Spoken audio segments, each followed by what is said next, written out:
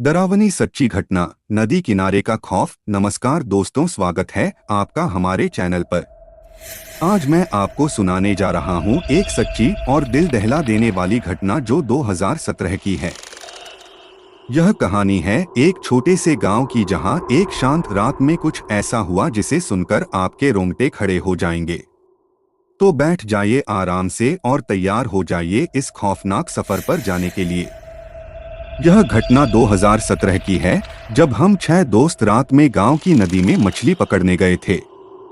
गांव का वातावरण हमेशा से शांत और सुरमय रहता था, लेकिन उस रात हवा में एक अजीब सी गंध थी, जैसे कोई अनहोनी होने वाली हो। हम अंधेरे में टॉर्च की हल्की रोशनी में नदी के किनारे तक पहुंचे और मछली पकड़ना शुरू किया। हमने कुछ समय बाद कुछ अच्छी मछलियां पकड़ लीं। रात गहराती जा रही थी और समय भी तेजी से बीत रहा था। चारों ओर का सन्नाटा और घना होता जा रहा था।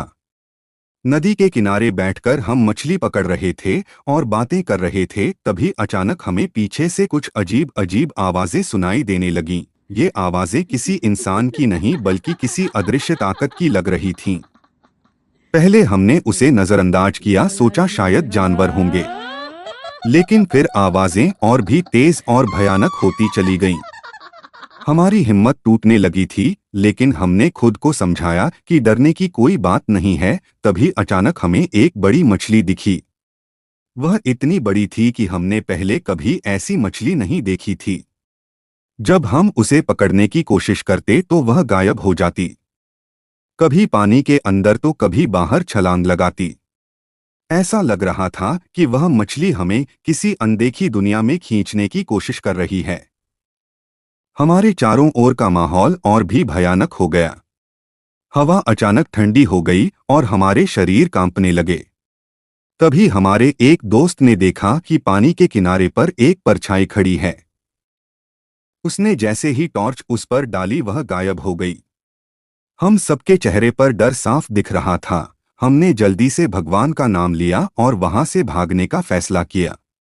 हम भागते हुए घर पहुंचे। घर पहुंचकर हमने मछलियों को साफ करके रख दिया। मेरे साथ मेरा एक भाई भी था। उसने मछलियों को साफ करके टुकड़ों में रखा था। जब वो मछलियां साफ कर रहा था, तब उसने देखा कि इतनी देर हो गई है, फिर भी ये हिल कैसे रही हैं। और कुछ देर बाद साफ किए हुए टुकड़े भी उछलने लगे। ये सब उसका वहम है समझकर वो सोने चला गया। रात में जब वह घर के अंदर सो रहा था, तभी बाहर उसकी मुर्गियां जोर जोर से आवाज करने लगीं।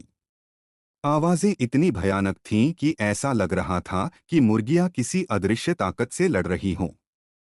उसने उठकर बाहर का हाल देखने का निर्णय लिया। जैसे ही उसने बाहर का दरवाजा खोला, उसे अपने कमरे में एक बड़ी सी चींटी दिखी जो उसकी बच्ची के पास जा रही थी। वह चींटी को मारने की कोशिश करने लगा, लेकिन चींटी गायब हो गई।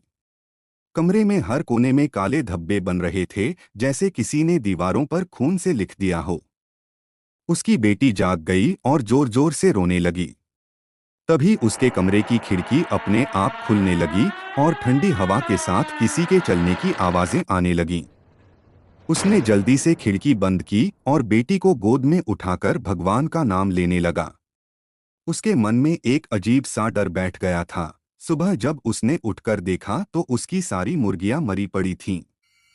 उनकी आंखें खुली थीं और उनके चेहरे पर खौफ का भाव था। ऐसा लग रहा था कि रात में उन्होंने कुछ भयानक देखा हो। तब उसे समझ आया कि जो कुछ भी नदी पर हुआ था, उसका यह नतीजा है। कोई तो उन मछलियों के साथ आया था जिन्हें हमने पकड़ा था। उसने तुरंत अपने दोस्तों को बुलाया और उन्हें यह सब बताया। सभी को समझ में आ गया कि हम सभी ने जो मछलियां पकड़ी थीं, उनमें से एक मछली सामान्य नहीं थी। वह कोई सामान्य जीव नहीं थी, बल्कि किसी अदृश्य शक्ति का प्रतीक थी। दोस्तों, यह कहानी हमें यह सिखाती है कि कभी कभी हमारे आसपास की चीजें हमें संकेत देती हैं, जिन्हें हमें समझना चाहिए। हमारे साथ जो हुआ वह सिर्फ एक इत्तेफाक नहीं था। हमें हमेशा सतर्क रहना चाहिए और अनजान जगहों पर जाने से पहले सोचना चाहिए। भगवान का धन्यवाद कि हम सभी सुरक्षित हैं। अगर आपको यह कहानी पसंद आई हो तो लाइक और सब्सक्राइब जरूर करें और जुड़े रहें हमारे चैनल के साथ ऐसी ही और रोमांचक कहानियों के लिए। धन्यवाद।